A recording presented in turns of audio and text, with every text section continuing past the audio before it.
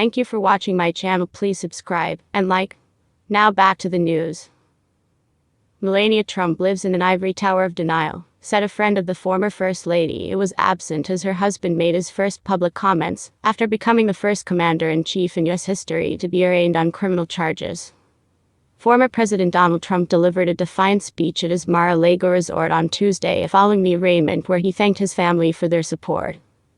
But Melania, 52, was nowhere to be seen as Trump decried the charges stemming from payments to porn star Stormy Daniels and former Playboy model Karen McDougal to keep quiet about purported extramarital affairs. Former Melania aide and best friend Stephanie Winston Wolkoff, who previously revealed the former First Lady privately referred to Daniels as the porn hooker at old page 6, Melania lives in an ivory tower of denial. Wolkoff, a former senior Vogue staffer who was Melania's advisor until 2018, said of the former First Lady's absence at Mar-a-Lago's ballroom, "I never expected to see her there. Her silence is deliberate. It is her weapon of choice in her protective armor. Of course she knows about Donald's affairs, she knows everything. But her silence is her dignity. She will stand by her husband, as she always does. I don't think Melania is humiliated by his affairs, but she is angry. But that doesn't mean she's going anywhere. Still, she isn't leaving him," Wolkoff added.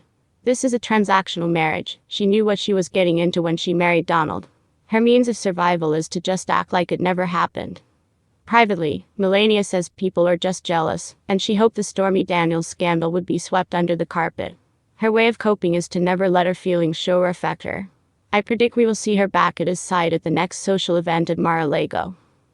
Wolkoff added Melania would go to great lengths to avoid situations where she might be quizzed by the media about her husband.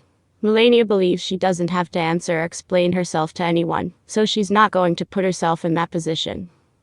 Wolkoff also writes in her tell-all memoir, Melania and Me: The Rise and Fall of My Friendship with the First Lady, about how I'd known all along how impenetrable and unflappable she was, but it wasn't until after hearing the Access Hollywood tape or about the affairs, I had no idea of her grit. Not many people could bear having their lives ripped open and all their regretful, hateful, humiliating moments splayed out for the world to see and judge. Melania and Donald, a perfect match, could tolerate any amount of ridicule and flick it aside. I always interpreted that as her resigning herself to an unconventional marriage or household, and having no expectations of Donald as a faithful husband or doting father.